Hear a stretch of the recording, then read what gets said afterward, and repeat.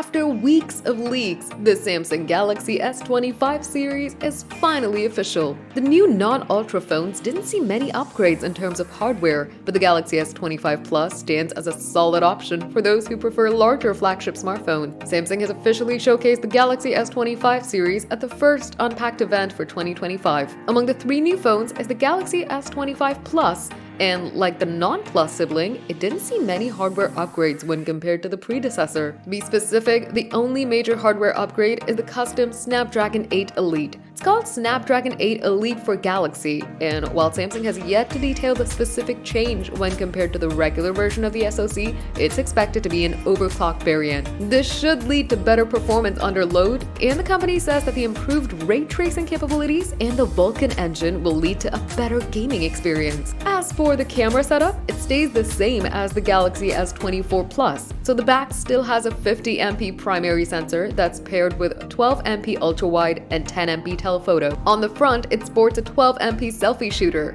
Samsung claims that all the Galaxy S25 series phones, including the S25 Plus, are more capable than their predecessors in capturing low-light videos and photos. The general photography performance is also said to have seen an upgrade due to software enhancements. Speaking of which, like the other phones in the new lineup, the Galaxy S25 Plus has many personalized AI features that are powered by the personal data engine. They aim to offer a tailored user experience. Other highlights of the Galaxy S25 Plus include a 4900 mAh battery with support for QC 2.0 and fast wireless charging 2.0, a 6.7-inch QHD Plus display, 12GB of RAM, up to 512GB of storage, One UI 7, and a slightly lighter build than the predecessor. The launch pricing in the EU starts at €1,149, which is the same as the S24 Plus.